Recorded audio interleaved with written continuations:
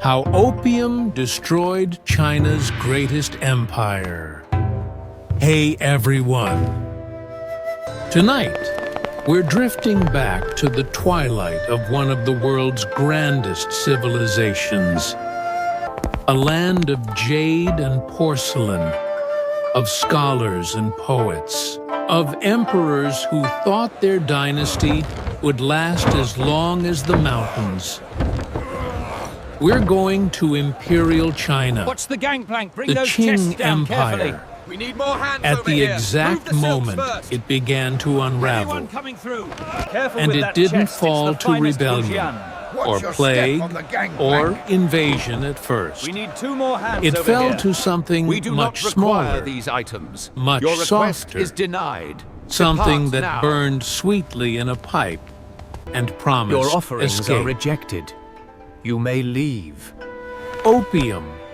So, settle in, Your tribute dim is the insufficient. lights, We have no need take of a these slow trinkets. breath, You are dismissed. and let's Yes, drift Excellency. through the We shall perfumed relay your haze of a message. dying empire.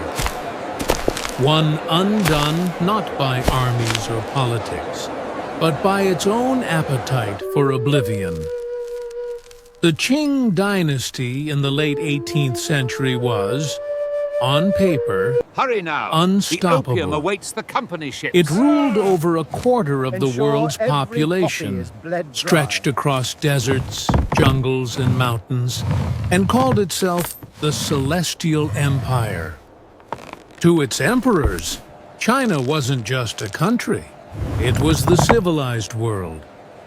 Beyond its borders were barbarians, merchants, missionaries, and pale-faced diplomats who kept showing up along the vanishing. southern coast All that asking, gold, gone in rather a puff of rudely, to smoke. trade.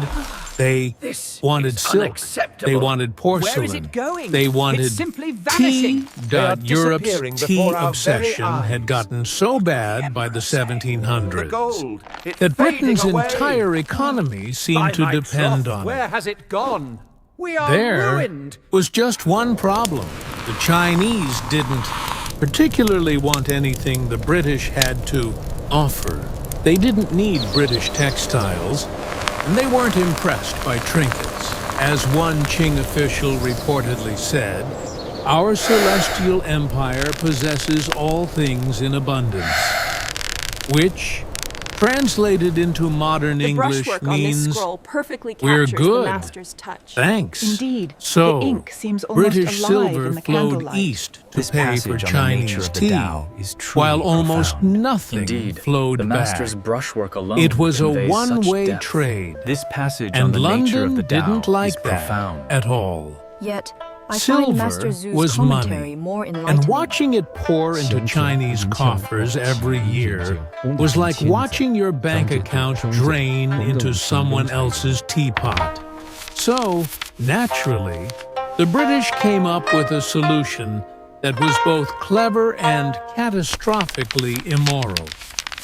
They decided to sell China something it didn't need, but would soon be unable to live without: opium. Now, opium wasn't new to China. It had existed for centuries, mostly as medicine. A few people smoked it for pleasure, but it wasn't a problem, at least not yet. What changed everything was scale. You must The surrender British the East opium. India This Company destructive had trade discovered that must the cease poppy grew immediately. very nicely in Commissioner, India. You must And surrender since the they opium controlled immediately. India, This they is an controlled the outrage, supply. sir. You By the cannot early seize our 1800s, property. British merchants, You and cannot let's be seize our clear, property like these were this. I am an technically imperial private commissioner. traders You will obey the who laws of somehow China. always happened to work with British officials, began smuggling shiploads of opium into China through the southern port of Canton, known today as Guangzhou. It started as a trickle, a few chests here and there, then a steady stream, then a flood. By the 1830s, tens of thousands of chests of opium were pouring in every year. each one containing enough to addict an entire village. China, once the world's richest civilization, had become the world's largest drug market. Let's pause for a moment on what opium actually did. It wasn't just a recreational high, it was a way to forget. A soft, golden fog that dulled pain, hunger, boredom, and grief. For farmers, it was relief from endless toil. For soldiers, escape from trauma. For scholars, a dreamy muse for poetry and painting. And for government officials, well, it was a convenient way to pass time while pretending the empire wasn't rotting from within. The addiction spread from the ports to the palaces. By the 1820s, even members of the imperial family were using it. And as always happens, when the powerful indulge, everyone else follows. Smoking dens opened in every city. Opium pipes became status symbols. There were even etiquette guides on how to smoke gracefully. Meanwhile, the silver that had once flowed into China for tea was now flowing out again, straight into British pockets. The empire's balance of trade flipped upside down, and the treasury began to bleed. 1821, the Daoguang Emperor, ruler of the Qing from 1820 to 1850, realized what was happening. He was horrified, or as horrified as a monarch surrounded by addicted courtiers could be. He saw the empire's strength slipping away, not to invasion, but to indifference. He issued edict after edict banning opium, but corruption made those words as effective as whispering into a typhoon. Officials, charged with stopping the trade, often smoked it themselves. Those who didn't were easily bribed. Bedtime, emperor needed someone incorruptible, someone with the moral backbone to take on an entire empire of smugglers and addicts. Enter Lin Zexu. Tintihiu was a Confucian scholar official, upright, brilliant, and deeply humorless. He believed in virtue, hierarchy, and moral order. In short, the absolute worst personality for a world about to be run by global trade and gunboats. But he was exactly what the emperor needed. In 1839, Lin was sent to Canton to end the opium crisis, once and for all, and he meant it. He cracked down with the zeal of a man who believed he could stop corruption by writing enough sternly worded letters. He arrested smugglers, confiscated opium, and demanded that British traders hand over their entire stockpile. When they hesitated, Lin simply surrounded their warehouses with soldiers and cut off supplies. After 6 weeks of siege, the traders caved. They handed over 20,000 chests of opium, roughly 1/200 tons of the stuff. Lin ordered it destroyed. The opium was dumped into trenches, mixed with lime, and washed out to sea. It took 23 days. It was the single largest drug bust in history, and it was the spark that lit the First Opium War. Now, to the British, this was not the moral triumph Lin thought it was. They viewed it as an outrage. the destruction of their property, their profits, which, in fairness, is what happens when your empire's economy depends on selling drugs to another empire. So, naturally, they sent the navy. The British fleet arrived off the Chinese coast with iron warships, cannons, and an entire century's worth of industrial smugness. The Qing army, meanwhile, was still fighting with bows, spears, and cannons that misfired half the time. It was not a fair fight. British ships bombarded coastal forts, blockaded ports, and captured cities with mechanical efficiency. The Chinese fought bravely, but bravery doesn't help much against modern artillery. Within 2 years, the war was over. The Qing sued for peace. The result was the Treaty of Nanking in 1842, the first of what would become known, rather ominously, as the unequal treaties.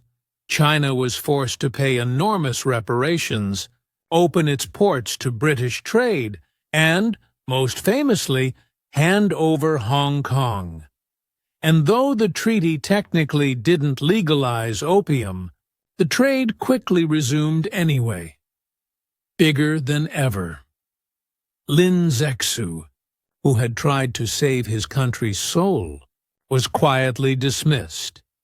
He had won the moral argument and lost the war. Let's drift a little further along the timeline, because naturally it got worse. By the 1850s, opium addiction had become so widespread that entire provinces were paralyzed, farmers abandoned their fields, soldiers deserted their posts, officials nodded off in meetings. China's economy had collapsed inward, and its government followed. Then came the Taiping Rebellion, one of the deadliest civil wars in human history. It was led by a man who claimed to be the younger brother of Jesus Christ, which was a bold statement in a Confucian empire. He gathered followers by the millions, promising equality, reform, and divine justice. The result was 20 years of chaos, famine, and death, and another blow to the already staggering Qing dynasty. Meanwhile, Britain, joined by France this time, fought another opium war in the late 1850s, because apparently one wasn't enough. This second war ended even worse for China. Foreign powers forced open more ports, legalized opium, and demanded the right to trade and travel freely across the empire. It was national humiliation in slow motion. An empire that once called itself eternal now existed at the mercy of merchants and missionaries. But perhaps the most tragic part wasn't the politics. It was the personal ruin. Addiction didn't just destroy the poor. It hollowed out the elite. Artists stopped producing. Officials stopped governing. Even the imperial court in Beijing's Forbidden City was whispering through smoke. The Empress Dowager Cixi, one of the most powerful figures in late Qing history, despised the foreign powers. But even she could do little to stop what had already begun. By the time she ruled, the empire was addicted not just to opium, but to decline. Every attempt at reform was too late, too small, or too carefully sabotaged by the same officials who profited from the trade. The Qing dynasty wasn't conquered. It slowly drifted into decay. a civilization suffocated not by invasion, but by complacency and corruption. Let's drift now to the human side of it, the streets, the homes, the everyday people. In the smoky glow of an opium den, time stopped. Men reclined on wooden platforms, pipes resting in their hands like extensions of thought. Women prepared the lamps, feeding the poppy paste to tiny flames. For a few hours, the world vanished. The empire's troubles dissolved into the sweetness of the drug's perfume. And then, of course, reality came back, harsher every time. The addict needed more. Families sold possessions. Children starved. And still, the British ships kept coming. By the 1870s, opium was being openly cultivated in China itself. The empire no longer even needed to import it. It had learned to poison itself. There's a grim irony to all of this. The Qing emperors had once dismissed Britain as a minor island of barbarians. What happened to the children of heretics? Part 1, the fires go out, but the children remain. Hey everyone, tonight we're drifting back to a time when belief could get you killed. Not for what you did, but for what someone thought you believed. So, settle in. Dim the lights. Maybe let your tea go cold. Because tonight's story isn't about the martyrs or the inquisitors. It's about the ones left behind. The ones who didn't die in the flames. The children of heretics. Now, in the grand sweep of medieval tragedy, these kids barely appear at all. They were the quiet afterthought in the margin of someone else's holy war. When we talk about the Inquisition, we think of the burning stake, the tortured confession, the black-robed friar with a quill and a suspiciously bad haircut. But when the ashes cooled and the crowd went home, someone had to deal with the children. And that's where things get complicated. Because you couldn't just leave the children of condemned heretics to wander around. What if they inherited the same dangerous ideas? Heresy, after all, was thought to be contagious, like bad manners or head lice. So, the church decided they had to be saved. And by saved, of course, they meant taken. Let's drift back to 13th century southern France. The air smells faintly of lavender, sheep, and suspicion. This was the heartland of the Cathar heresy, a movement that had grown far too popular for the church's comfort. The Cathars preached that the world was divided between the forces of good and evil, spirit and flesh, which, to the medieval Catholic Church, was a bit like saying the Pope was unnecessary and everything he stood for was corrupt. Not exactly a winning sermon in Rome. The Cathars rejected church authority, sacraments, and the idea that priests could forgive sins. They even refused to kill animals or eat meat, which, in a society built on hunting and butchering, made them seem deeply suspicious. Naturally, the church responded with its usual subtlety. A crusade, the Albigensian Crusade, launched in 1209, was one of those moments where theology met total chaos. Entire towns were slaughtered in the name of saving souls. When asked how to tell heretics from the faithful, a papal legate supposedly said, "Kill them all. God will know his own."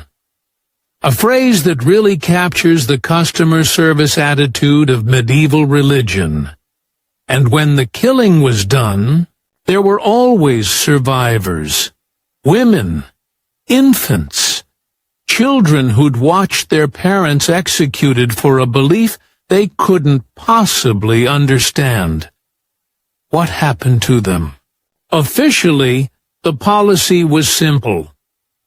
Children of heretics were to be taken into the custody of the church or placed under the guardianship of faithful Catholics. In reality, this meant a child's entire life could be rewritten overnight. Their names changed, their lands confiscated, their past erased. Imagine being 7 years old, watching your parents led to a pyre, and then being told by a stranger in robes that you were very lucky, because now you'd be raised as a proper Christian. Some were sent to monasteries or convents, others were adopted by pious families, often those who had profited from the confiscation of heretics' property. A neat little moral circle. And for those unlucky enough to be heirs of wealthy, heretical parents, things were even worse. Their inheritance was forfeit to the crown or the church. The logic was simple. Sin tainted blood, and wealth gained through sin must return to holiness, which was a nice way of saying, "Thank you for your land, little one. We'll take it from here." But not all these children stayed silent. There are fragments, rare, delicate scraps, of records suggesting that some of them tried to reclaim their family's beliefs later in life. A few even became wandering preachers, telling anyone who'd listen about the good men and good women who had raised them before the fires came. Inquisitors called this the relapse, and in an era when repentance was supposed to be final, a relapse could only end one way. Meanwhile, in Spain, another story was unfolding, darker, more organized, and far more bureaucratic. By the late 15th century, the Spanish Inquisition had perfected the art of religious paranoia. Jews and Muslims who had converted to Christianity, the conversos and moriscos, were under constant scrutiny. Any sign of backsliding, any rumor of secretly lighting Sabbath candles or avoiding pork, could destroy an entire family. When a family was condemned, their children were often swept up too. Some were seized by the state and placed in the care of devout Christians. Others were forced into monasteries to preserve them from the infection of their blood. In some towns, children were paraded through the streets to publicly renounce their parents' errors. Imagine being 10 years old, made to spit on your father's name in front of your neighbors, just to prove you weren't like him. There are heartbreaking cases of children begging to visit imprisoned parents, only to be told it was forbidden, because love, apparently, was another form of heresy. Let's drift north now, to England, where heresy was a little less organized, but just as deadly. During the 15th and 16th centuries, the children of Lollards, followers of John Wycliffe, the English reformer, often suffered quietly for their parents' beliefs. The Lollards had dared to suggest that people should read the Bible in English, which, of course, made them extremely dangerous. If your father was caught with an English Bible, the punishment could be death, and your family marked for life. Even if the children weren't executed, they were watched, whispered about, and sometimes denied apprenticeships or marriages. One record from the reign of Henry VIII mentions a teenage girl whose parents were burned for Lollardy. She was taken in by good people, which usually meant being put to work in a household that needed a servant but also wanted to feel charitable. So yes, even heretics' orphans were part of England's early social welfare system, just not the comforting kind. But perhaps the most haunting stories come from the Reformation, when the roles of heretic and faithful flipped back and forth with each royal whim. Under Henry VIII, being Catholic could get you killed. Under Mary I, being Protestant could get you killed. Under Elizabeth III, being too Catholic again could get you killed. Children born during these decades learned early that belief was a dangerous thing to inherit. You might go to bed the child of a loyal subject and wake up the child of a heretic. Take the family of Anne Askew, a Protestant burned for heresy in 1546. Her sons were taken away and raised by relatives loyal to the crown. One of them later joined the very church that killed his mother, perhaps out of fear, or perhaps because survival sometimes looks like betrayal. These reversals created generations of quiet, uncertain children, raised to obey, to recite the right words, and to forget. Of course, not every heretic's child was treated as a burden. Some were treated as a prize. The Church and Crown both understood that raising a heretic's child correctly could serve as living propaganda, a demonstration of divine mercy.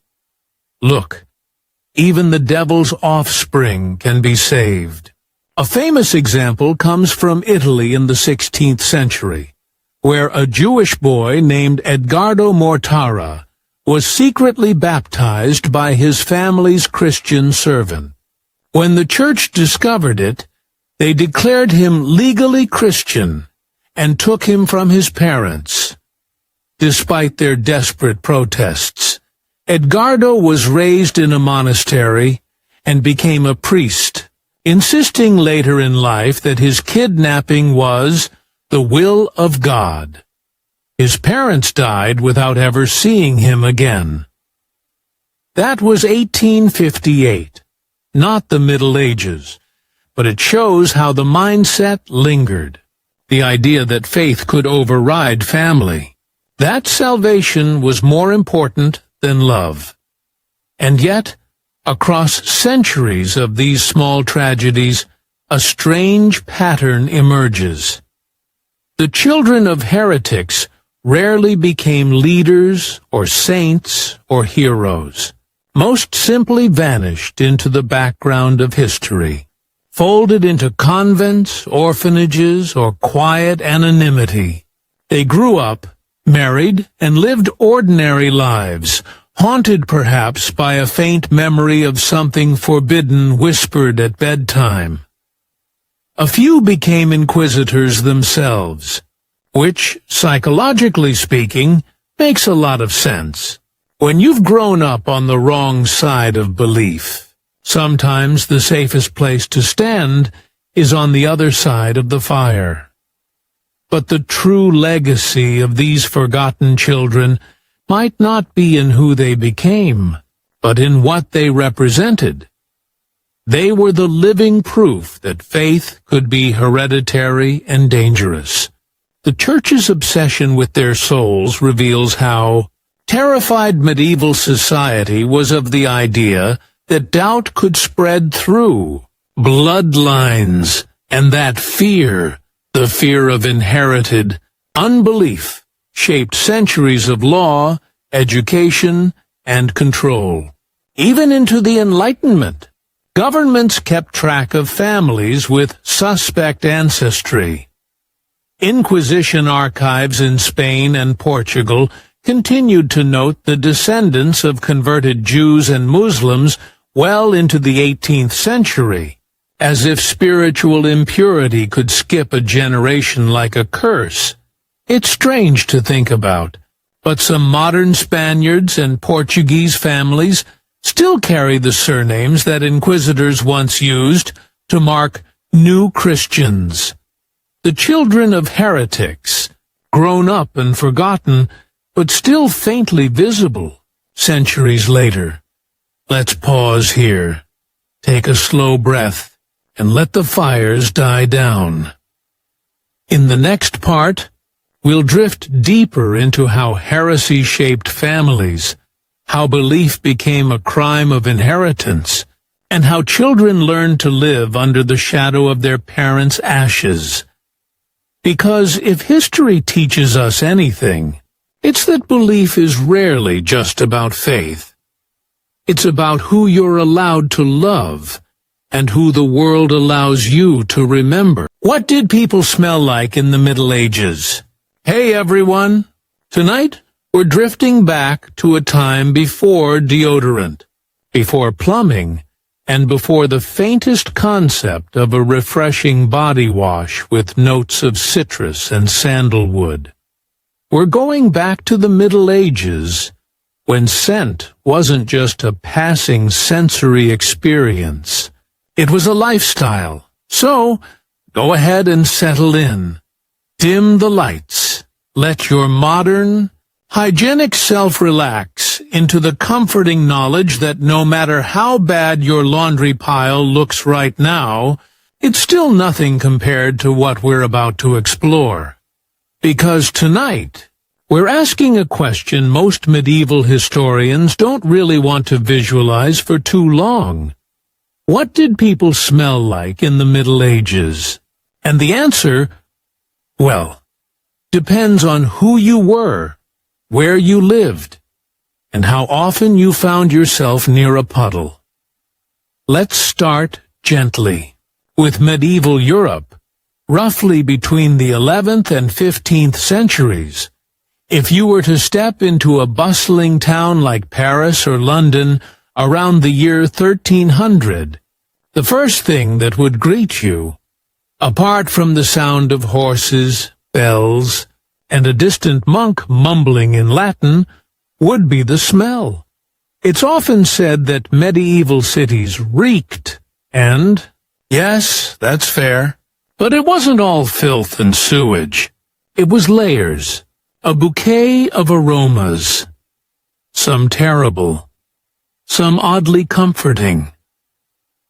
You might first notice the scent of baked bread wafting from a nearby oven, then a note of tallow candles, faintly animal and waxy, maybe a whiff of smoke from peat fires, and underneath that, something else, the unmistakable tang of people.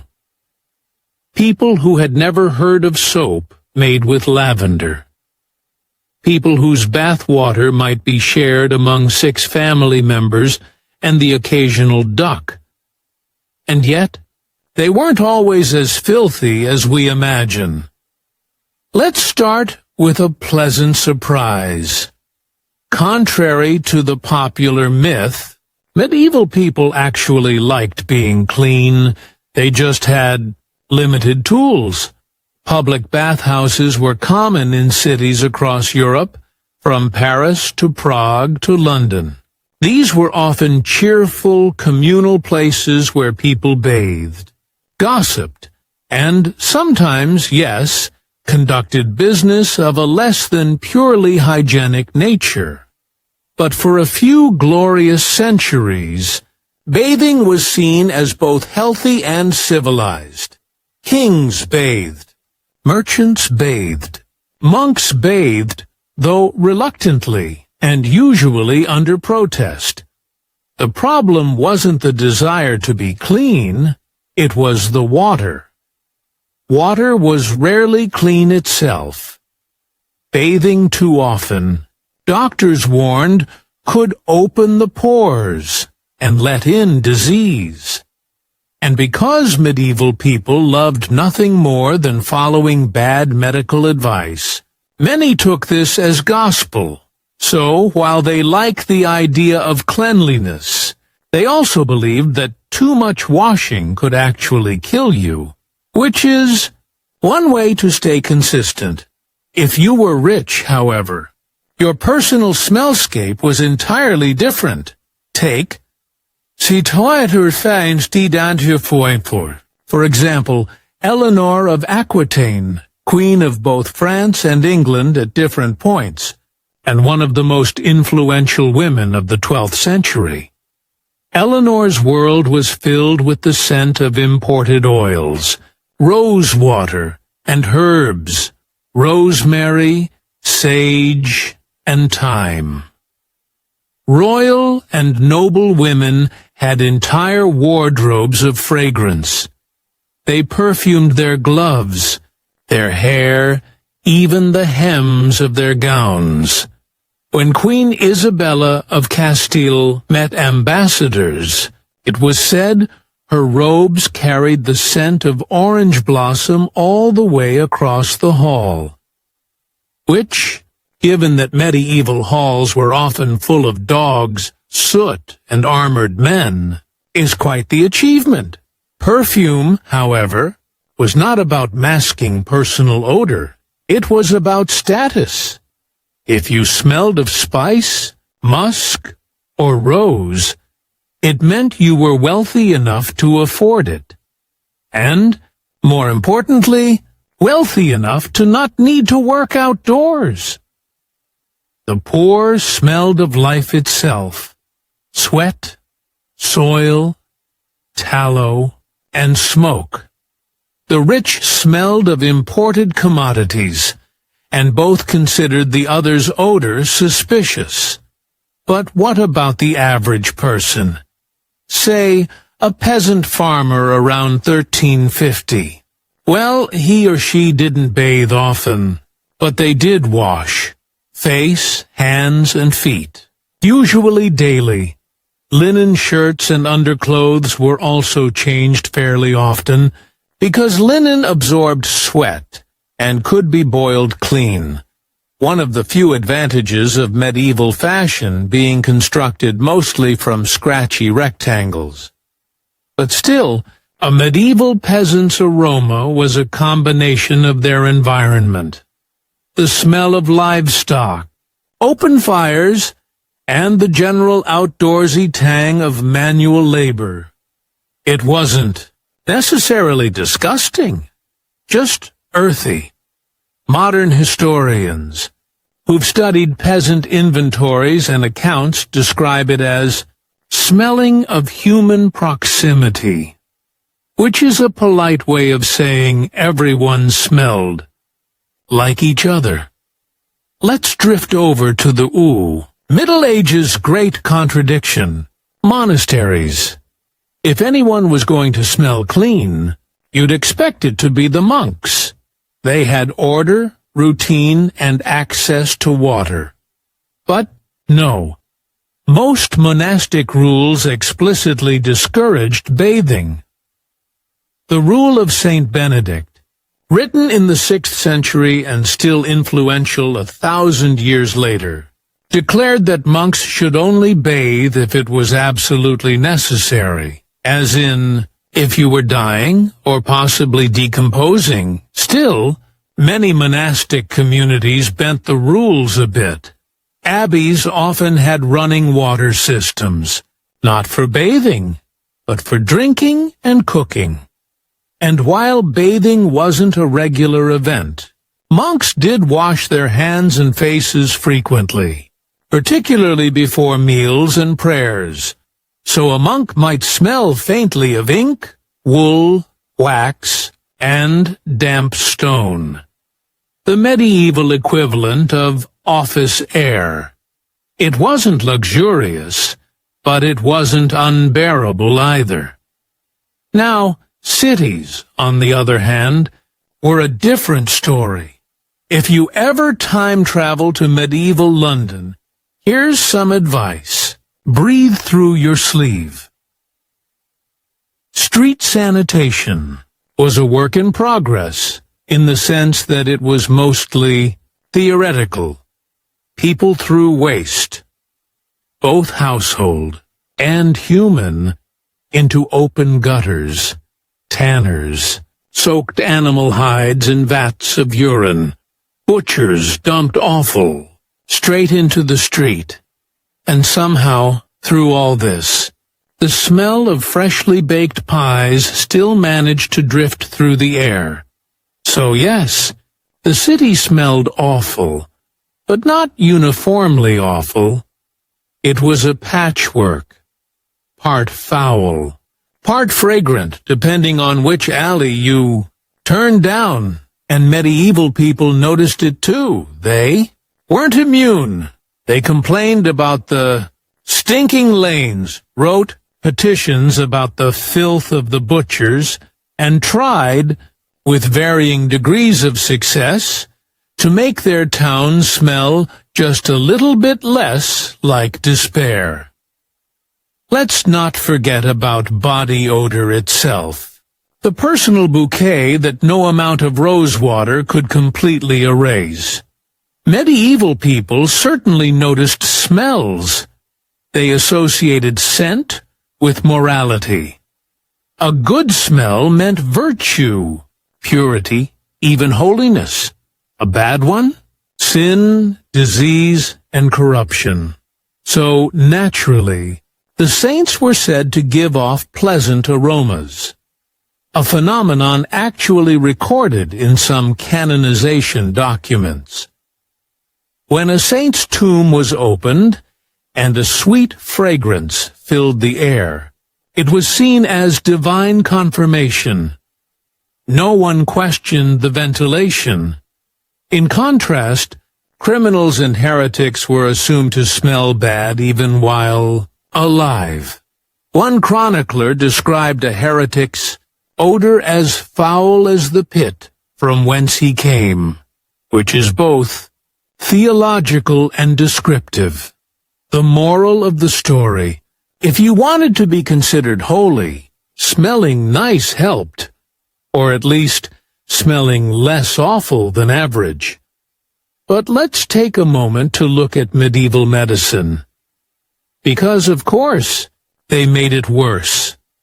Doctors believed that disease spread through miasma, bad air, filled with invisible poisons. So during plagues, people carried herbs, burned incense, and wore elaborate masks stuffed with spices, not to protect from infection, but to counteract the stench. Perfume wasn't just cosmetic, it was medicinal. Lavender, rosemary, and vinegar were believed to cleanse the air. People even bathed in wine or vinegar to purify their bodies, which, at the very least, would have made them smell. Interesting.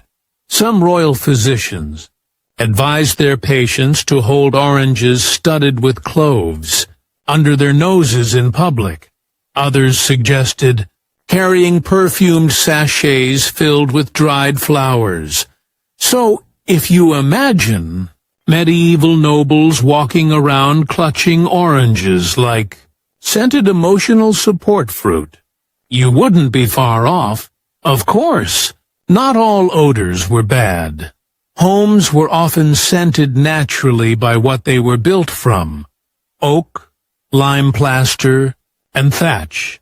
Fireplaces gave everything a smoky undertone, and rushes strewn on floors were replaced periodically, sometimes mixed with herbs like mint or lavender. It didn't always help. Sometimes it just trapped the smell underneath. But it was an effort, and that's something. Now, let's talk about teeth. Because oral hygiene in the Middle Ages was a patchy subject, much like their molars. Toothbrushes, as we know them, didn't exist in Europe until the 17th century. But people did clean their mouths. They used rough cloths, twigs or powders made from crushed herbs, salt, or even burnt bread. It wasn't ideal, but it was better than nothing. And for a brief moment in time, white teeth were a mark of beauty, especially in courtly culture. So people tried. They really did. Unfortunately, their diets, heavy on sugar for the wealthy and gritty bread for everyone else, ensured that no one's breath was winning awards. So, if you were to summarize the scent of the Middle Ages, the human scent, it would be a blend of smoke, sweat, herbs, linen, and wood. Less rotting corpse, and more rustic barn with aspirations. We've exaggerated their filth over time, partly because we like feeling superior, and partly because 18th and 19th century writers made them sound disgusting on purpose. After all, what better way to feel enlightened than to mock your ancestors' plumbing? But what about elsewhere? What about the Islamic world, where bathing was not only accepted? How did royals actually spend their downtime? Hey everyone, tonight we're drifting back to a gentler age of absolute power, inconvenient armor, and people who could order a war before breakfast, and then spend the afternoon embroidering napkins. Because if you've ever wondered what kings and queens actually did all day, when they weren't being crowned, married off, or very publicly assassinated, tonight's story is for you.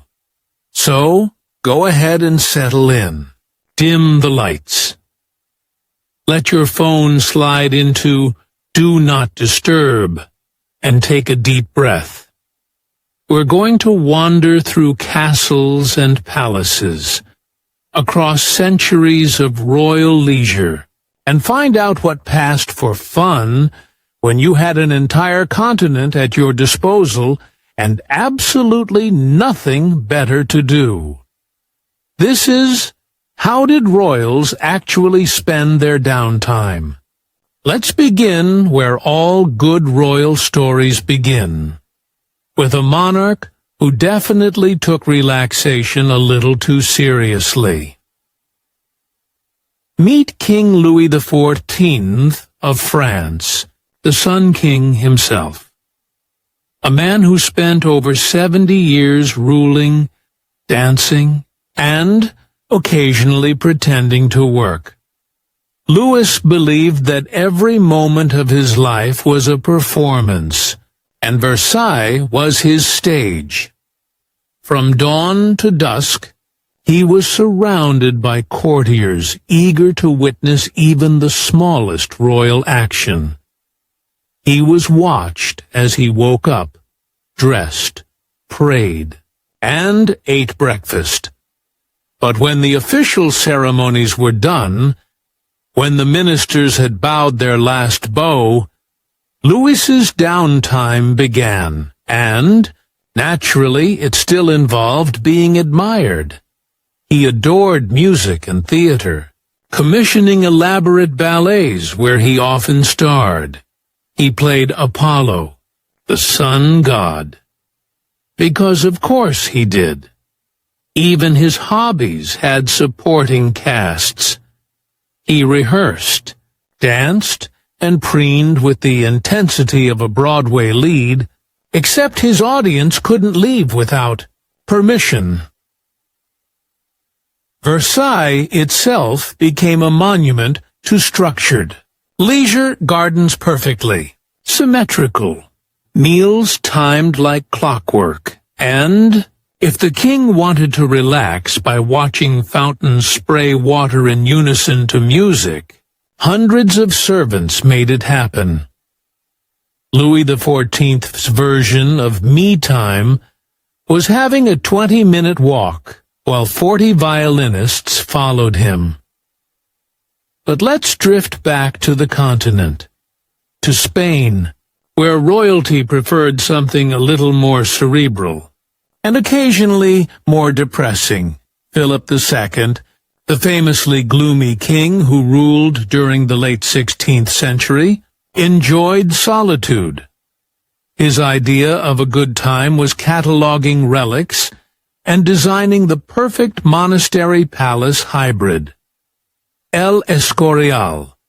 It was part library, part royal residence, part granite mood board for the spiritually anxious. Philip's downtime included hours of paperwork. He was a micromanager of divine proportions, reading every document himself, usually by candlelight. Leisure for him meant reorganizing the archive. He collected clocks, relics, and plans for fortresses. If spreadsheets had existed, he would have died of happiness. And yet he loved music. Quiet, austere church polyphony.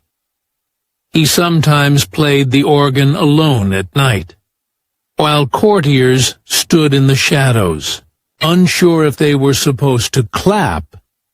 It's a reminder that even kings needed a hobby, though Philip's felt more like a part-time haunting. Now, while we're lingering in the 16th century, let's float over to Elizabeth I, whose downtime was a balancing act between royal pageantry and extreme micromanagement. Elizabeth adored dancing. Even into her later years, she danced the galliard, a brisk, jumping sort of number that required stamina and very stiff corsets. Ambassadors wrote in awe of her energy, while her courtiers pretended not to gasp for air. When she wasn't dancing, she played the lute, wrote poetry, or flirted diplomatically, often all at once. Her evenings were filled with plays, masks, and elaborate conversation games where wit was currency. A misplaced joke could end your career. Elizabeth's real pastime, however, was image control. She spent hours choosing clothes and jewelry, ensuring her appearance carried symbolic meaning. Even relaxation was political. She couldn't simply enjoy herself. She had to sparkle with divine purpose while doing it. So yes, Elizabeth relaxed, but mostly in ways that doubled as public relations. Let's drift further back to the Middle Ages, where leisure had an entirely different rhythm. For kings like Richard the Lionheart or Edward III, downtime usually meant tournaments, essentially war with rules, or at least the illusion of rules. Knights would bash each other with lances in front of cheering crowds, while the king watched, occasionally participating. Tournaments were equal parts entertainment and military training. They also functioned as social networking events, with a much higher risk of decapitation. And for the nobility, they were the Instagram of their age, a chance to show off armor, horses, and teeth that hadn't yet fallen out. When there wasn't a tournament, medieval leisure drifted toward games. Chess, dice, or backgammon, usually played for high stakes and accompanied by strong wine. If you imagine candle-lit rooms filled with murmuring courtiers, shuffling ivory pieces, and the faint smell of wet wool, you're there. And then, of course, there was falconry. No medieval monarch could resist owning a small army of birds. Training falcons to hunt was a status symbol, a pastime, and a very expensive way to lose your dinner. Hawks were pampered, named and occasionally better fed than peasants. Now, not all royal relaxation was so grand. Sometimes, downtime was simply the absence of ceremony.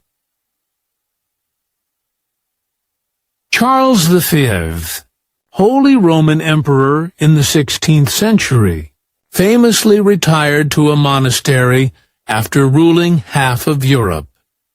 There he spent his days gardening, tinkering with clocks, and, somewhat poetically, timing how long it took the monks to finish prayers.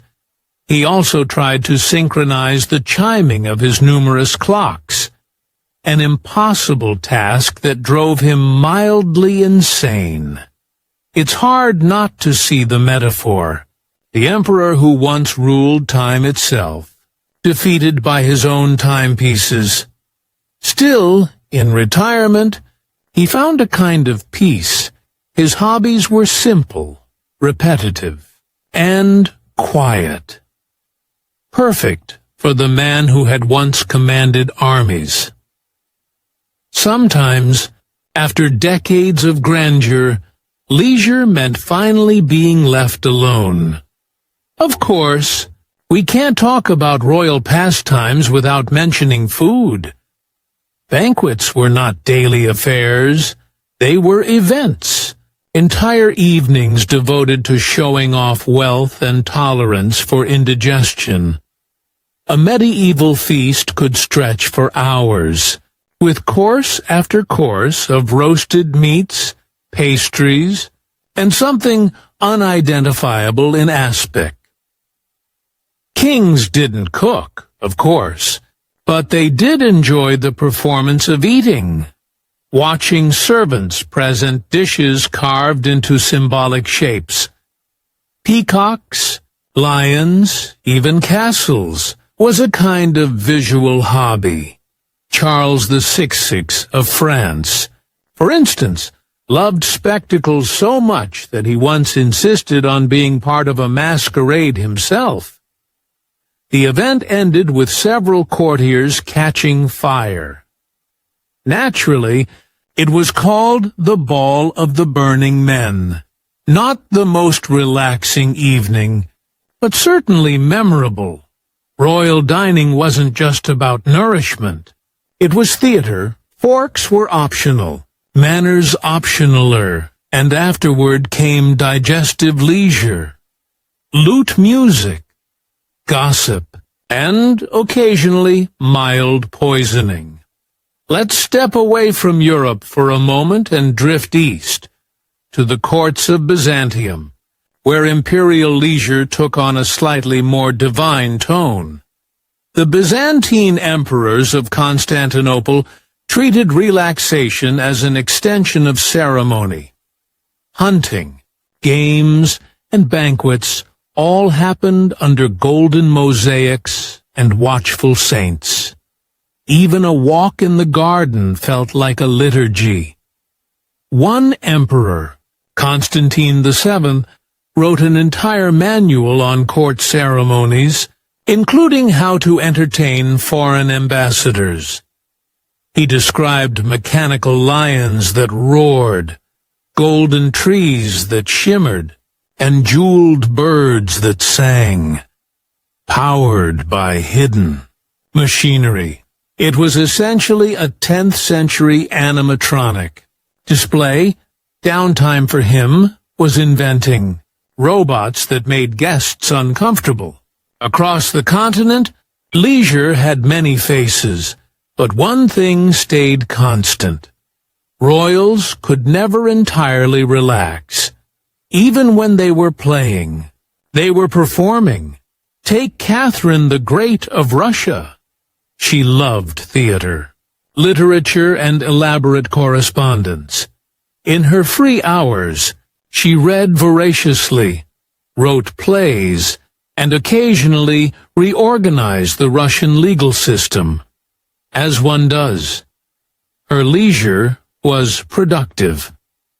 Resting too long, she feared, would make her irrelevant. Still, Catherine adored her gardens, her dogs, and her collection of porcelain. She was, in many ways, Europe's most industrious hobbyist. Still, there were exceptions. Brief, human glimpses behind the crowns. Mary, Queen of Scots, spent her captivity embroidering.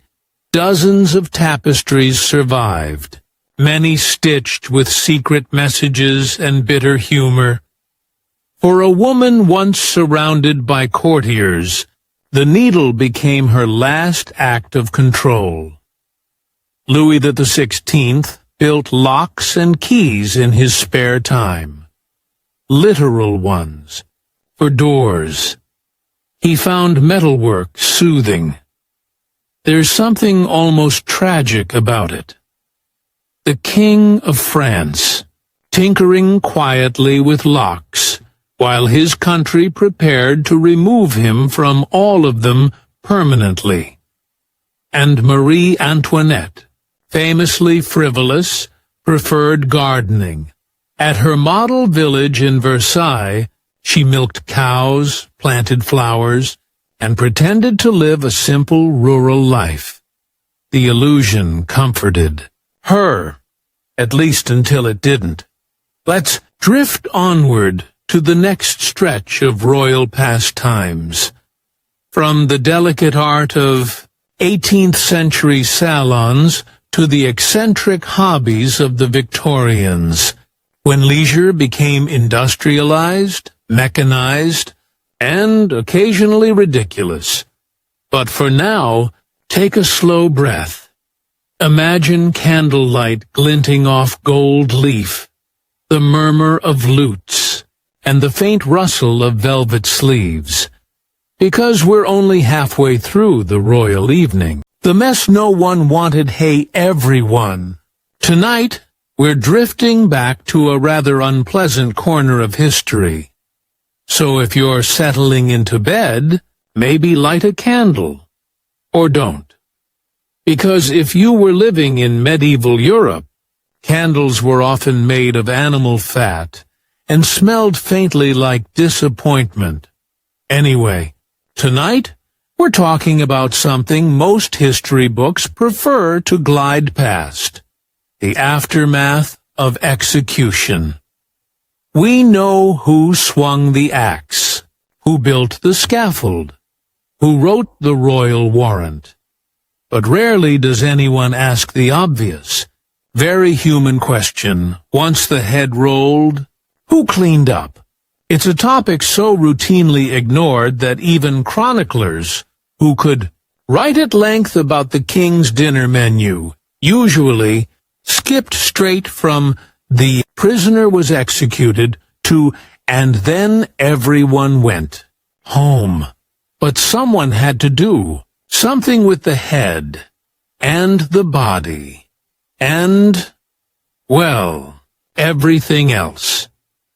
So, tonight, we'll wander slowly and quietly through the shadowy side of medieval justice, the aftermath of the act, the hidden cast of minor, unlucky characters who handled what came next.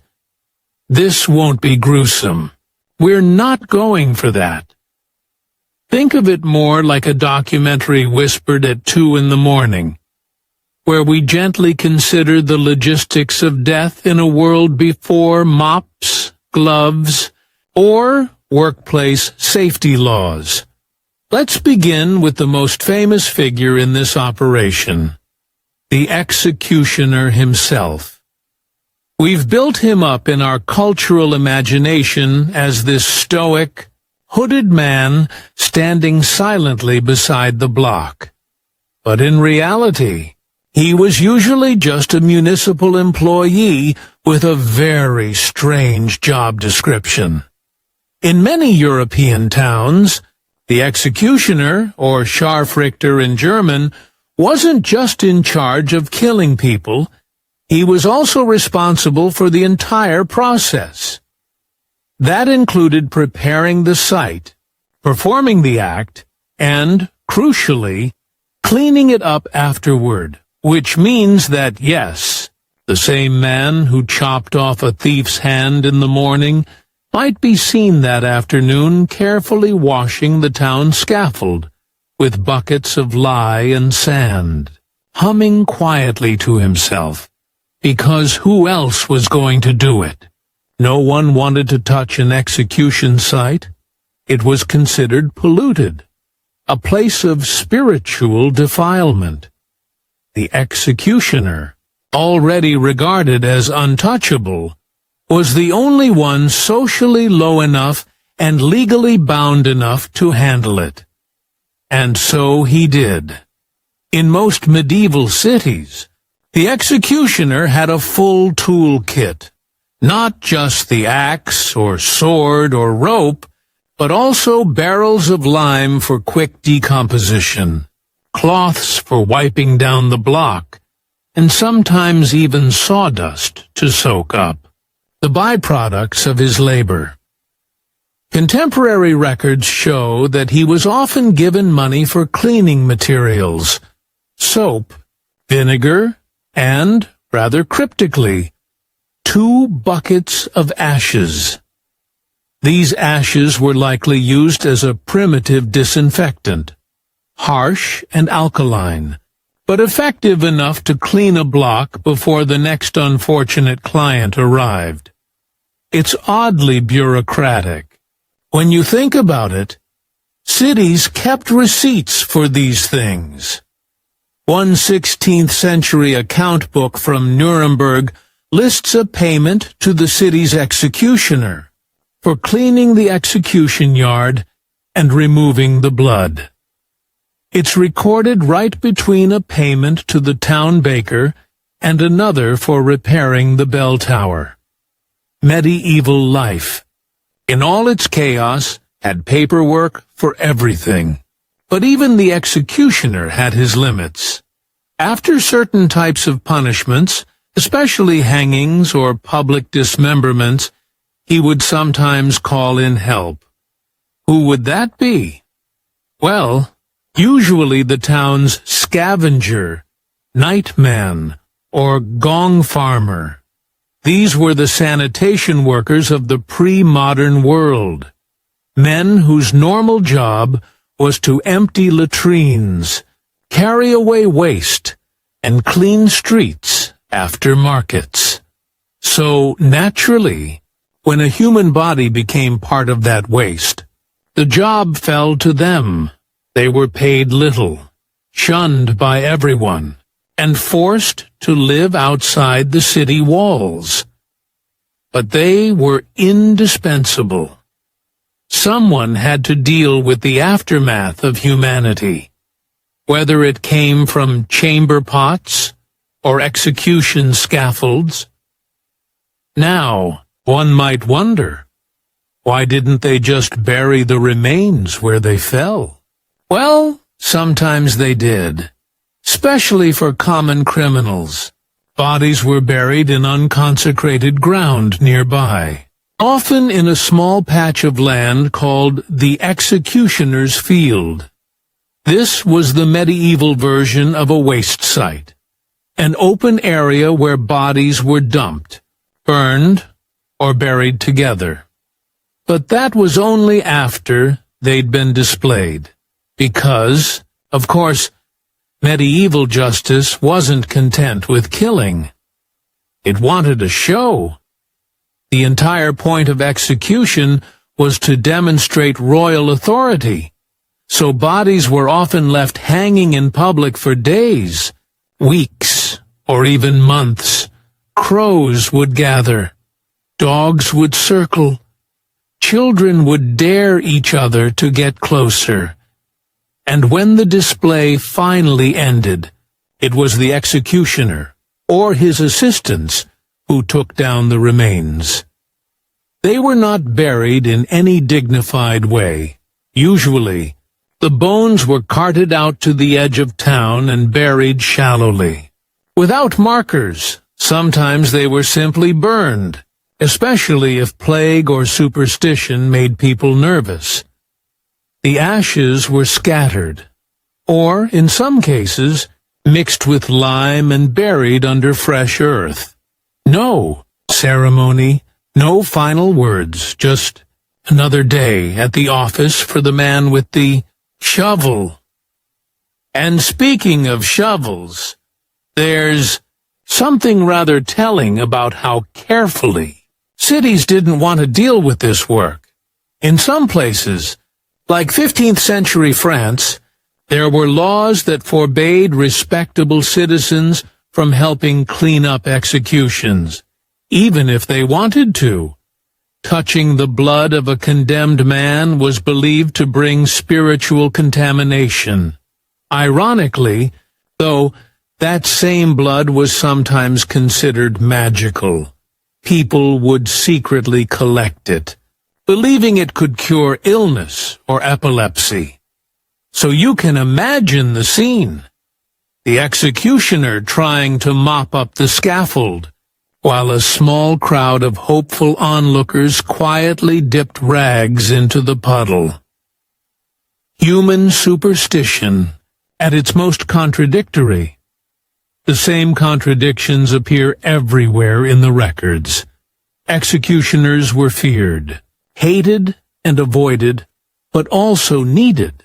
They lived in isolation, yet their services were in constant demand, and when they weren't beheading someone, they were expected to serve as amateur doctors, bone setters, and occasionally, believe it or not, animal control officers.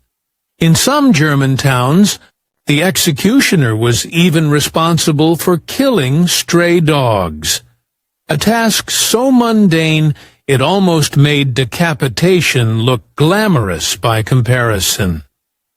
Their families inherited the role generation after generation. It was, in effect, a hereditary stain. Children of executioners often became executioners themselves, not because they wanted to, but because no one else would hire them. So when we ask, who cleaned up after the executioner? The answer, in many cases, was the executioner's son. Now, let's drift over to another corner of medieval punishment: public torture. We tend to imagine dungeons, dark, candlelit chambers beneath castles. In truth, most torture took place in daylight, in public or semi-public spaces like courtyards, and again, after the spectacle ended, the cleanup began. Here, too, there were designated workers, often the same men who maintained city sanitation. They'd wash stones, collect rags, and, in larger towns, pour buckets of water through drainage channels that ran down into open gutters. And yes, those gutters emptied straight into rivers. So the next time you picture a medieval river running through a picturesque European town, remember that it was essentially the world's most scenic sewer. People drank from it, and washed clothes in it, and occasionally threw in the remains of someone who had offended the king, but we're not done yet. The logistics of death didn't stop with cleaning. There was also the matter of the tools.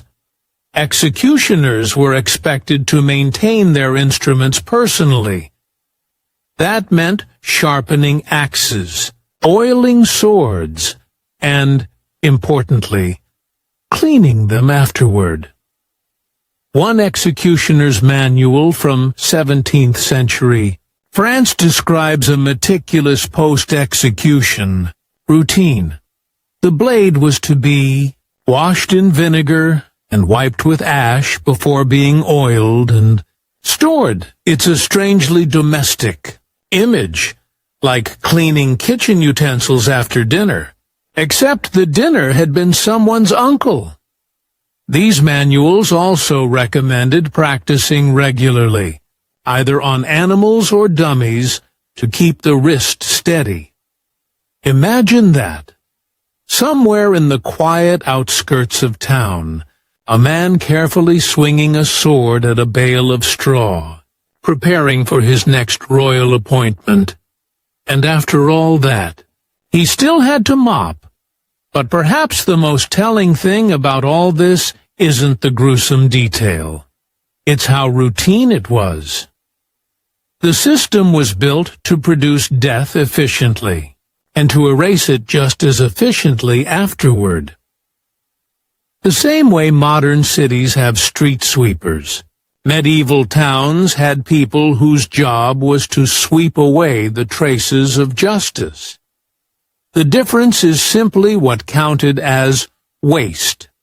Now, before we drift to the next part, let's pause for a moment. Picture a medieval square at dawn. The execution over.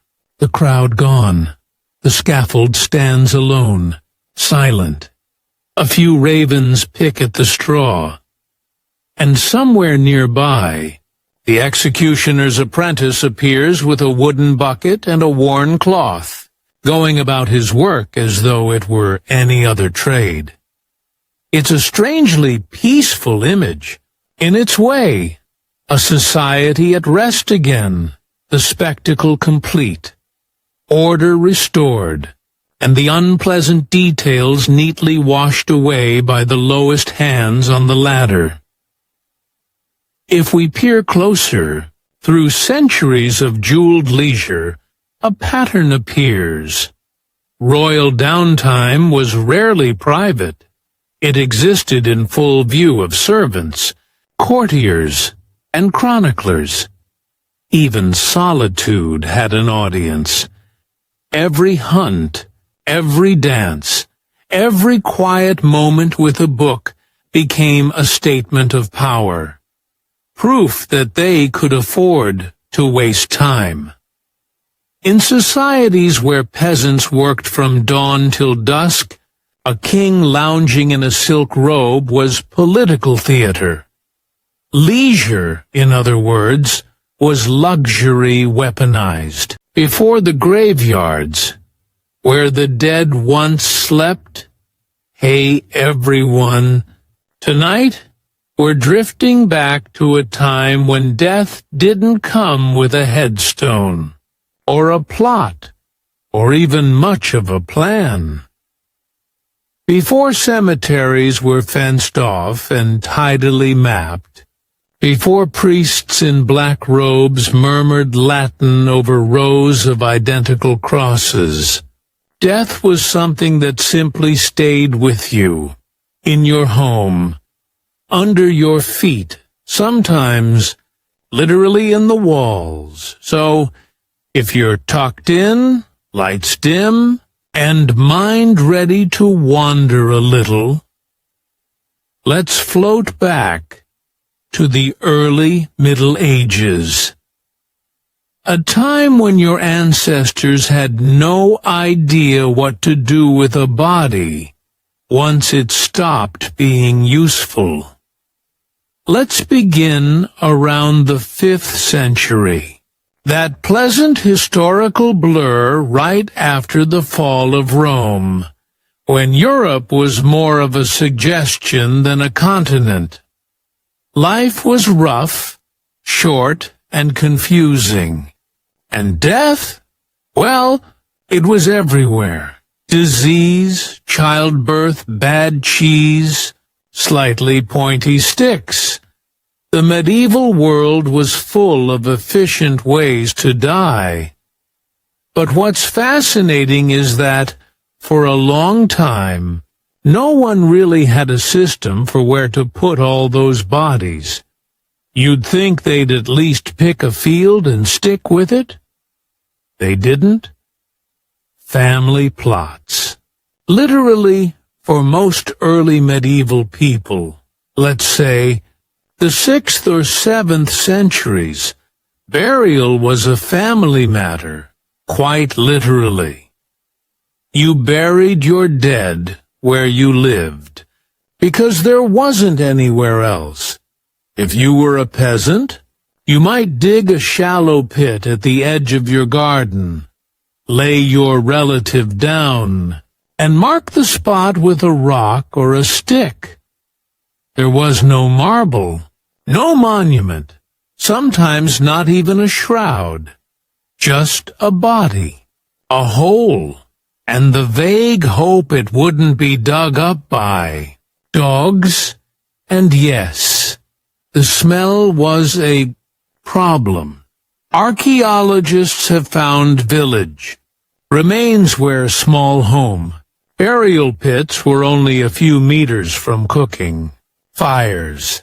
Imagine roasting turnips while Aunt Mildred decomposes gently nearby. Still, it made sense. Travel was hard. Churches were scarce. And in a world where people rarely left their own village, the idea of being buried close to home wasn't symbolic. It was practical. Pagan roots and Christian confusion.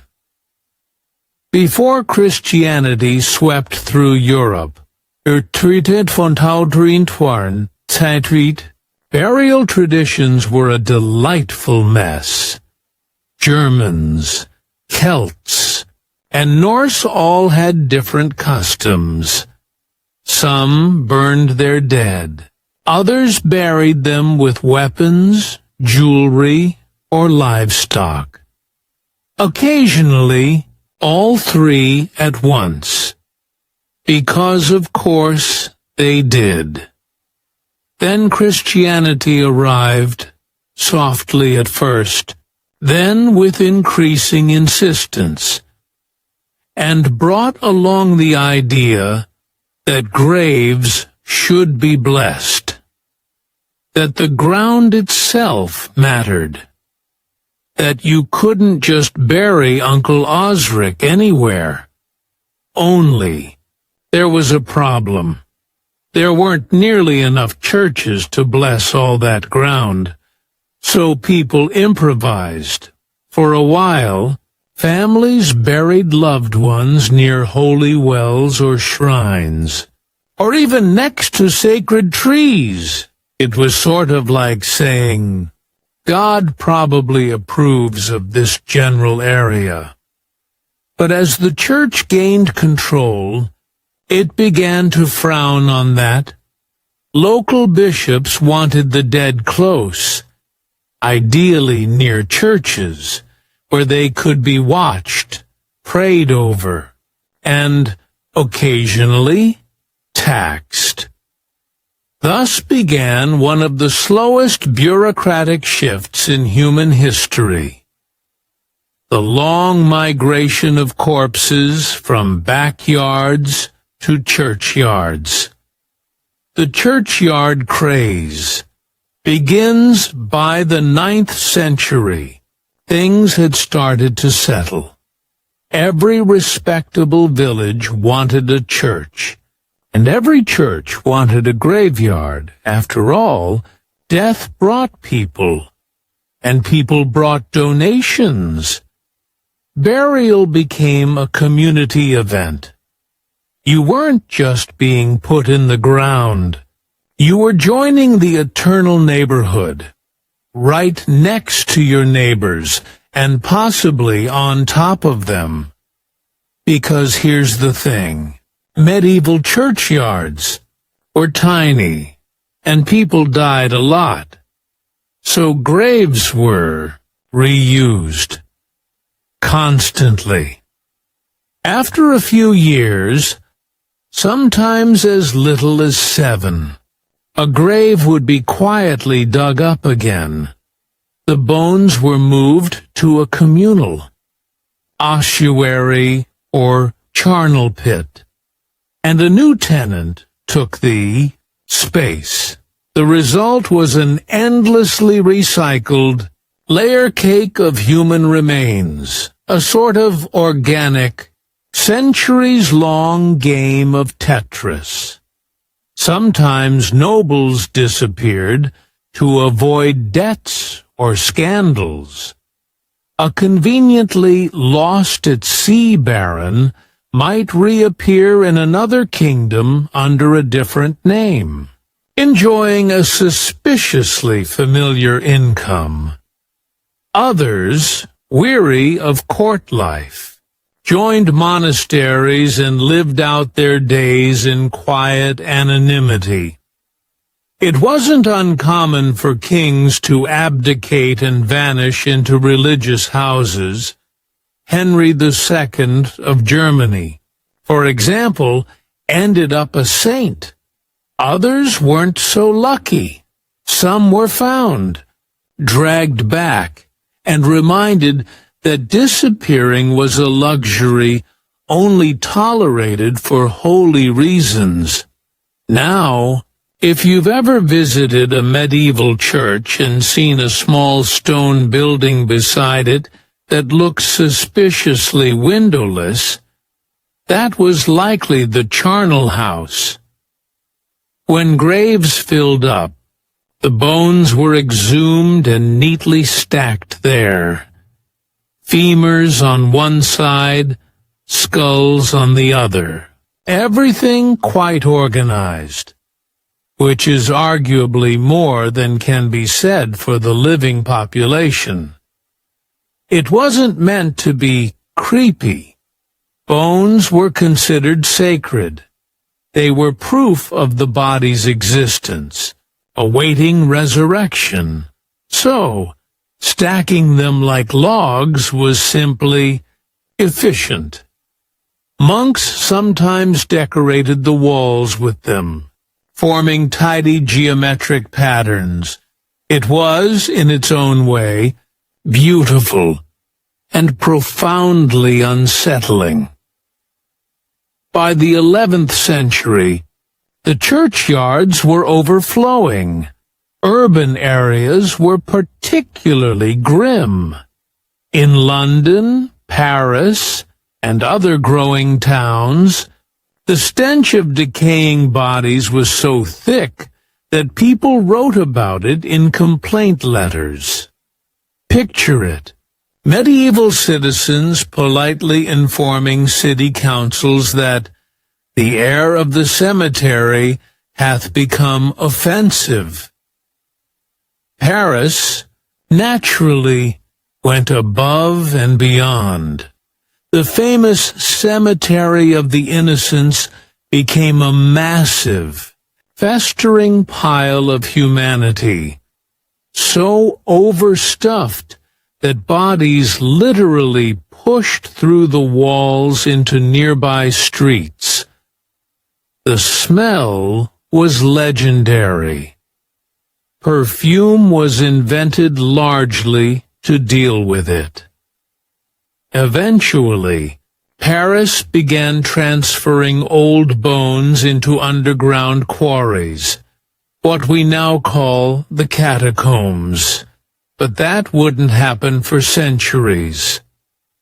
In the early Middle Ages, people just lived with it, and then died with it, and then joined it. The problem of the poor, of course, not everyone got even that much dignity. If you were poor, and statistically, you probably were, burial was inconsistent. Some parishes allowed the destitute to be buried in communal pits, without markers. Others refused entirely, forcing families to dig wherever they could. Unmarked graves filled open fields and roadsides. Many were lost within a generation, or plowed under for crops. Archaeologists sometimes find entire clusters of skeletons beneath medieval farmland. Sometimes they're lying in strange orientations, sideways, or piled, or tangled together. These weren't mass graves from plagues or wars. They were just the forgotten poor, the wealthy dead. A different problem altogether. Meanwhile, The wealthy had their own burial issues. They didn't want to be with everyone else. Heaven was all well and good, but sharing a resting place with commoners? Absolutely not. So nobles began building elaborate tombs inside churches, which, over time, turned into full-blown interior design statements. Effigies appeared. Stone knights with their hands folded, wives with little dogs at their feet. A charming reminder that even in death, class hierarchies remained. The trouble was, bodies smell, and churches, especially stone ones, hold that smell rather well. Priests often complained about the stench of decomposing aristocrats beneath their altars. Sometimes they even had to rebury them elsewhere. Discreetly, of course. Death and daily life, all of this might sound grim, but medieval people didn't find it strange. Death wasn't hidden away. It wasn't medicalized or discreet. It was simply part of life, always nearby, always visible. Children played in churchyards. Farmers passed their ancestors every day. People picnicked among the graves. It wasn't macabre. It was comforting. A way to remember that everyone, from lord to shepherd, eventually returned to the same earth. Or, occasionally, the same communal bone pile, the church's monopoly on death over time. The church tightened its grip. By the high Middle Ages, you couldn't be buried anywhere that wasn't consecrated. At least, not without risking your eternal afterlife paperwork being denied. Burial fees were introduced. Priests began charging for the privilege of lying under holy dirt. And yes, they kept records. It became one of the church's most stable revenue streams: baptisms, weddings, and funerals, the holy trinity of reliable income.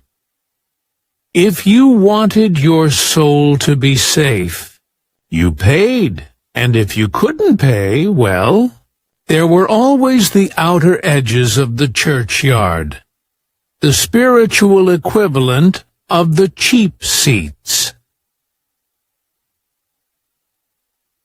The unsanctioned dead, of course. Not everyone was allowed burial at all. Suicides, criminals, heretics, and excommunicated individuals were denied church ground. Their bodies were often dumped in unmarked ditches or crossroads, far from the village, where their spirits wouldn't trouble the living. Crossroads were popular. Oddly enough, the logic was that their souls would be too confused to find their way back. And so, many lonely corners of medieval Europe held hidden remains. Nameless, forgotten, deliberately misplaced. As night deepens, and we drift further into this landscape of shallow graves and crowded charnel houses, it's easy to forget how normal it all was. Death wasn't feared the way it is now. It wasn't a stranger. It lived next door, in the churchyard under the floorboards, or in the gentle mound behind your cottage. Everyone expected to join the earth close to home. And for centuries, that was exactly what they did. Let's drift onward to what happened when the system finally broke. When plagues, population booms, and new ideas about the body forced Europe to reinvent death itself. Lost in the Middle Ages? Hey everyone, tonight we're drifting back to a quieter world. One without phones, without lights, without even a proper concept of missing persons. A world where, if someone walked out of the village one evening and didn't come back, there was no search party, no poster, no helpful investigator named Detective Anything. They were simply gone. The Middle Ages were very good at losing people. In battle, in forests, in storms, or in the slow, silent forgetting that comes when your family dies before anyone can ask what happened to you. Records were rare, memory was short, and human life, frankly, was cheap. So tonight, as you settle in and let your mind quiet down, we're going to follow the stories of those who slipped out of the medieval world, intentionally or not, and the strange things that happened to them afterward. Let's begin in the only place anyone could start going missing back then. Home. Wandering off the map in the early medieval period. Say, between the 9th and 12th centuries, maps were more like polite suggestions. Most people never traveled farther than a few miles from where they were born.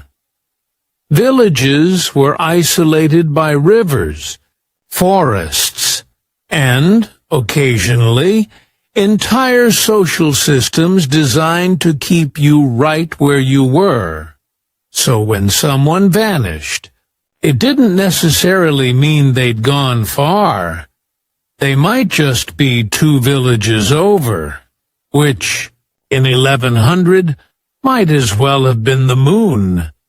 The church tried to keep track of everyone, mostly through baptism and marriage records, but those only helped if you were important enough for anyone to write your name down. If you weren't, you existed only as long as people remembered you, and people were busy. Medieval Europe was full of men and women who simply faded out of the narrative. They stopped showing up in tax rolls, or militia lists, or gossip. Sometimes their houses stayed empty for years, the doors slowly rotting off until someone new moved in and never asked who'd lived there before. It wasn't sinister. It was just normal. The world was big, and people were small. The runaways. But not everyone who vanished did it by accident. Some people chose to disappear. And in the Middle Ages, that was easier than it should have been. Take the peasants, for example. In many parts of Europe, they weren't allowed to leave the land they worked on. If they did, they risked punishment, fines, or even being dragged back. So, naturally, they left. The records of medieval manners occasionally mention fugitives, men or women who fled the domain and were now whereabouts unknown. That was the entire entry. No follow-up, no description, just a line that someone, somewhere, had successfully vanished into the fog. Where did they go? Often to towns where no one asked too many questions. A runaway serf could hide among merchants, change their name and start again, assuming they could live with the fear that one day a bored bailiff might recognize them. The church didn't help much either. If you vanished from your parish, your priest might note you as departed, which could mean anything from moved away to kidnapped by Vikings. Still, for many, vanishing was the only way to live free. A dangerous gamble, but one that worked just often enough to make it tempting. Lost pilgrims. Then there were the pilgrims. A medieval pilgrim was essentially a traveler with divine permission. They set out on long journeys to holy sites. Rome, Santiago, Canterbury, Jerusalem, and along the way, countless of them simply disappeared. Some were robbed. Some died of disease. Some got tired halfway and decided to start a new life wherever they stopped. Pilgrimage was one of the most common excuses for vanishing respectably. If you wanted to run away from debts, a spouse, or a bad reputation, you could declare yourself a pilgrim and walk out of town in broad daylight, clutching a wooden staff and a vague sense of holiness. If you never returned, people would shrug and say, "Well, he's probably in Spain," or "She's surely reached the Holy Land by now," even though, statistically, she was probably in a ditch somewhere outside Bordeaux. But that was the beauty of the pilgrimage system. It made disappearing socially acceptable. You weren't a runaway. You were on a journey. The wandering holy men, some. Disappearances were intentional for another reason entirely. Holiness. The Middle Ages adored a good hermit. These were men, and occasionally women, who decided that society was too sinful, noisy, or generally irritating, and retreated into the wilderness to pray. They'd build tiny huts, or even brick themselves into cells beside churches, living on bread and water until they either achieved enlightenment or were eaten by wolves. Naturally, this made them minor celebrities. People would visit, bring offerings, and occasionally ask the hermit for advice, which must have been quite annoying if you'd gone into seclusion, specifically to avoid people. But for every famous hermit whose name we remember, like St. Guthlac or St. Godric, there were dozens who simply vanished. No one knows where they went. Their caves collapsed. Their names faded. They became one with the silence they'd sought. The kidnapped and the taken now.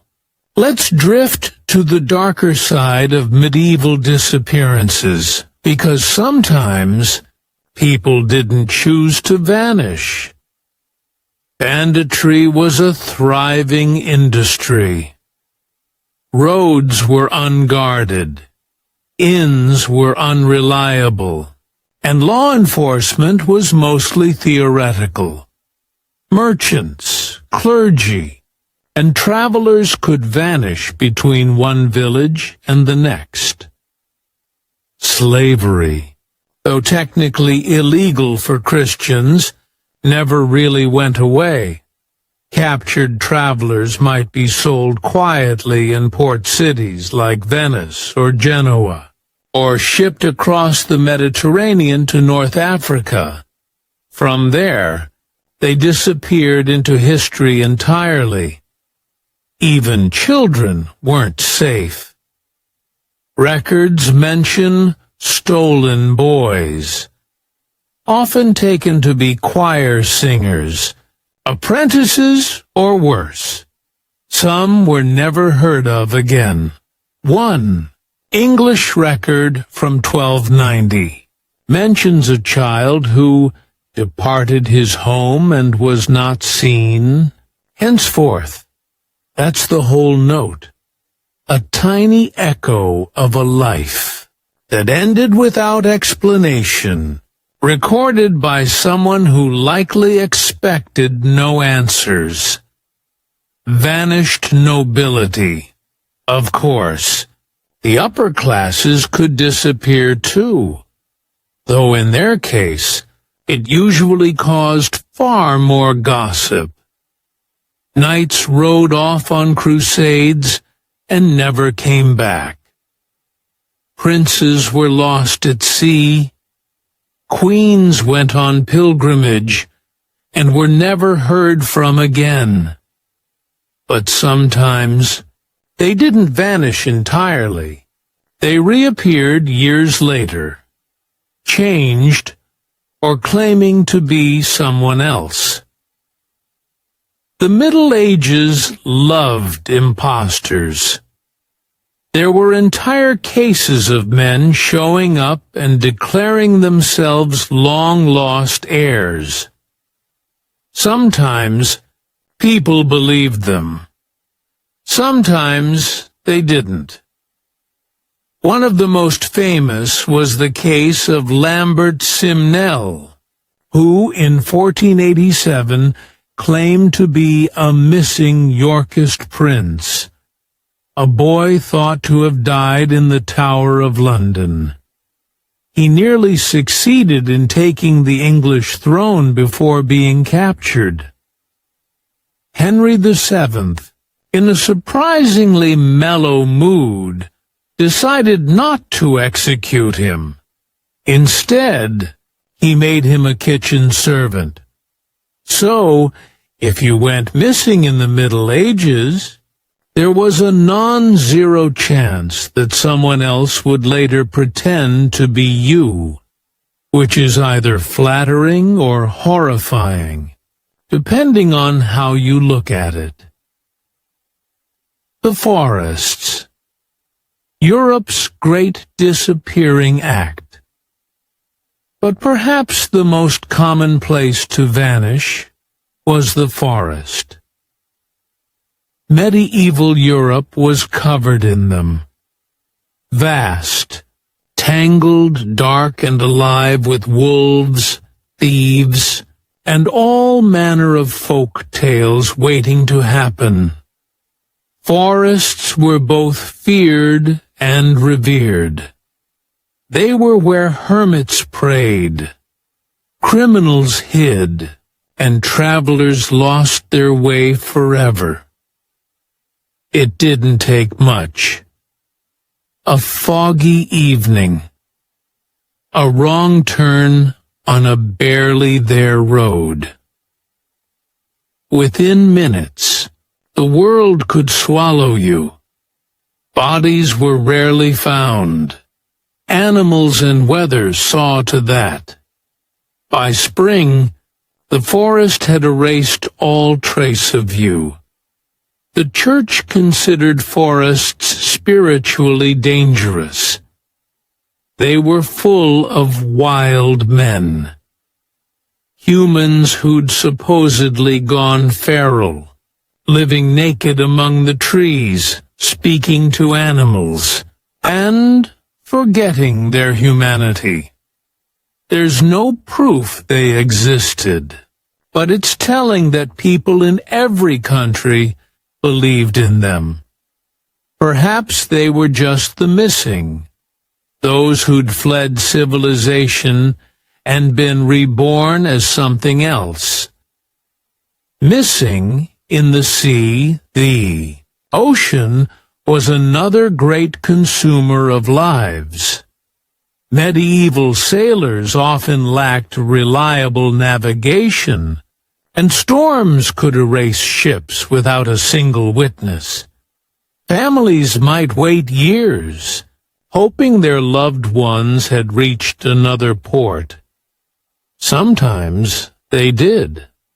More often, the sea simply kept them. One chronicler wrote that to sail is to be half dead already. And he wasn't wrong. Even when ships did survive, long voyages blurred identity. Crewmen switched names, joined new vessels, or ended up in distant lands they couldn't return from. A missing sailor could easily become a new man somewhere else. A different port, a different language, a different life, and back home his name would fade from the parish rolls, until all that remained was a small, puzzled question mark in a clerk's margin. The disappeared of wars, naturally, produced vanishings by the thousand. Battlefields were chaotic. Bodies went unburied, or were stripped by scavengers before anyone could identify them. Families often received no word at all. Thou read, church offered masses for the lost, a sort of spiritual hedge against uncertainty. Maybe they were dead. Maybe they'd been taken prisoner. Maybe, just maybe, they'd come home. Faked deaths and new lives, and then there were the rare few who vanished on purpose. And yet, every so often, one of those vanishings would ripple outward, cause a scandal, a legend, or a miracle claim. Let's drift into those next. Sahandouid, to the people who disappeared and then came back, or at least someone who claimed to. The silent servants of empires. Hey everyone, tonight we're drifting back to a quieter kind of power. The kind that moved behind silk curtains, whispered behind golden doors, and wore the face of someone who could never have heirs. Tonight, we're talking about eunuchs. The men who weren't quite men, at least not in the way their societies defined it, yet somehow ended up holding the keys to entire empires. They served kings and emperors, guarded queens, ran governments, and sometimes they ruled outright. And then, almost as suddenly, they disappeared from history. Not wiped out, just faded, like smoke from a long-extinguished candle. So, if you're tucked in and ready to drift, let's step softly into the marble halls of the ancient world. The world of the eunuch, the man without lineage, but with more influence than almost anyone alive. The ancient logic of a terrible idea. It's tempting to think of castration as something rare or barbaric, a shocking outlier in history. Unfortunately, it wasn't. The practice existed everywhere. Egypt, China, Persia, Greece, Rome, Byzantium, the caliphates, and nearly every society had the same reasoning for it. If you wanted someone to guard women, handle power, or serve royalty, but not become too interested or too ambitious, you made sure they couldn't. It was, in a deeply grim way, a kind of job qualification. If you were trustworthy, you might get promoted. If you were too trustworthy, you might get castrated. To ancient rulers, this made perfect sense. A eunuch couldn't father sons, which meant he couldn't start a dynasty. He had no family to divide his loyalties, and so the theory went. He was therefore the perfect servant, a man devoted entirely to his master. Of course, what it really created was an entire social class of intelligent, ambitious men who had been violently cut off from normal life, and who then spent centuries finding other, subtler ways to exert control. Early examples. From the Nile to the Euphrates. Let's drift first to Egypt, because of course we are. Ancient Egypt adored its hierarchies, and eunuchs fit neatly into that obsession with order. The earliest mentions of castrated servants go back over 4,000 years. They worked in palaces, harems, and temples, often as trusted intermediaries between male and female spaces, because naturally, nothing says trust like a system that begins with surgical mutilation. Over in Mesopotamia, the birthplace of bureaucracy, eunuchs took on administrative roles. By the time of the Assyrians, they'd become an official government class. Texts refer to them as Shah Reshi, literally, the one of the head, a polite euphemism that avoided mentioning the missing parts. They weren't just servants. They were generals, governors, even ambassadors. These are the Assyrian king Sargon the Secus. Sounds employed a eunuch named Nabu-shar-usur as his top official, a man who commanded armies and terrified subordinates alike, and in the grand tradition of history's least self-aware ironies, Sargon's empire was full of palace carvings showing bearded soldiers, possibly eunuchs, heroically castrating others. One can only imagine the morale meetings, the Persian model, power. Behind the curtain, the Persian Empire, under the Achaemenids, turned eunuchs into a kind of aristocracy.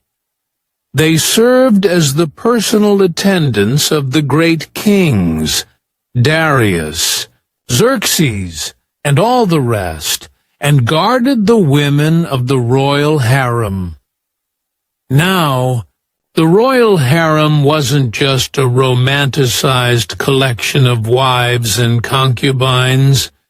It was a political machine, full of noble women, alliances, rivalries, and schemes.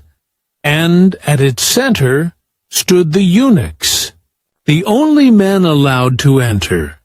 That gave them extraordinary access to gossip, secrets, and blackmail material, which in politics is better than gold. Greek historians, as usual, were scandalized. They described the Persian court as effeminate, luxurious, and ruled by eunuchs, which tells us more about Greek masculinity than Persian governance. But they weren't entirely wrong. Eunuchs were among the few who could speak directly to the king. They arranged meetings, delivered messages, and quietly decided who got close enough to whisper advice into royal ears. They didn't need swords. They had access. The Greeks, mild fascination, maximum discomfort. The Greeks themselves were deeply conflicted about the whole idea, wealth and power. But the concept of deliberate castration disturbed them. They saw it as unmanly, and in a society that worshipped athletic, muscular men being unmanly was practically treasonous. That said, they still used eunuchs occasionally, particularly in slave markets. Greek traders sold castrated boys throughout the Mediterranean, especially to wealthier Persian or Egyptian clients. So, while Greek philosophers sneered at the concept, Greek merchants quietly profited from it. Classic Greece, as always, contained multitudes. Rome, reluctant, then addicted. The Romans began by mocking eunuchs as barbaric and unnatural. By the end of the empire, they were absolutely riddled with them. In early Rome, castration was illegal. A civilized people, after all, did not mutilate slaves. But as Rome expanded eastward, it also acquired Eastern habits. By the 3rd and 4th centuries, eunuchs were running imperial households, guarding imperial women, and serving as indispensable middlemen in the bureaucracy. The Emperor Domitian banned them again. Then Hadrian banned them again. Then Diocletian banned them again, which tells you everything you need to know about how effective Roman bans were.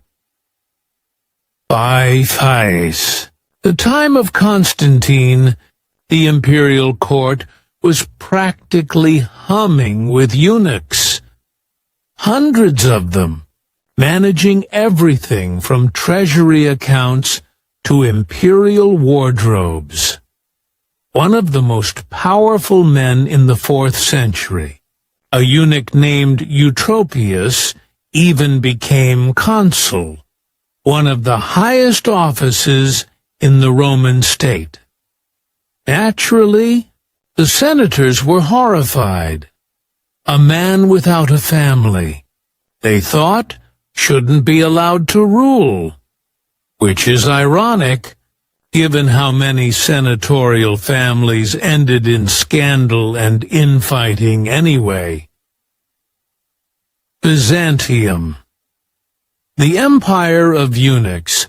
If you ever want to see a civilization take a strange idea and push it to its logical conclusion, you go to Byzantium. Because the Byzantines didn't just use eunuchs. They built an entire political class around Byzantium inherited the Roman Empire's bureaucracy and the Eastern world's traditions, and it decided that eunuchs were the perfect glue for holding it all together. They served as chamberlains, generals, admirals, theologians, even patriarchs. They could hold any office except emperor or priest, though some came uncomfortably close to both. In Byzantine politics, being a eunuch was less a stigma than a career advantage. They were trusted as loyal servants of the emperor because, again, they had no sons to inherit their offices. They could also cross social boundaries, moving between the masculine world of government and the feminine world of the palace without scandal. It's no wonder they flourished. By the 10th century, Byzantine society was so used to them that chroniclers stopped mentioning the word eunuch altogether. They were simply part of the furniture of power. The great paradox, and yet, this is where the paradox begins. Eunuchs were both indispensable and despised. They wielded immense power, yet everyone pretended to look down on them.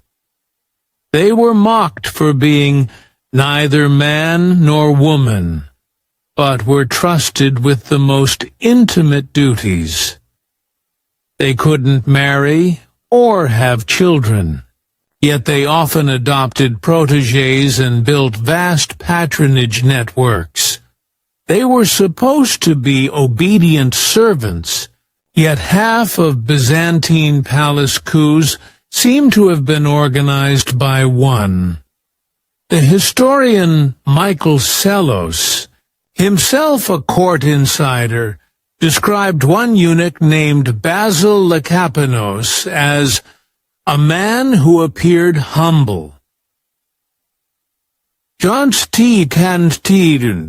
But held the state in his hands. He ruled the empire for over 40 years, quietly, efficiently, and almost entirely from behind the throne. So when people say eunuchs were powerless, what they mean is powerless in ways that made other men deeply uncomfortable. Of course, all of this political intrigue hides a much darker reality. Becoming a eunuch wasn't a choice for most.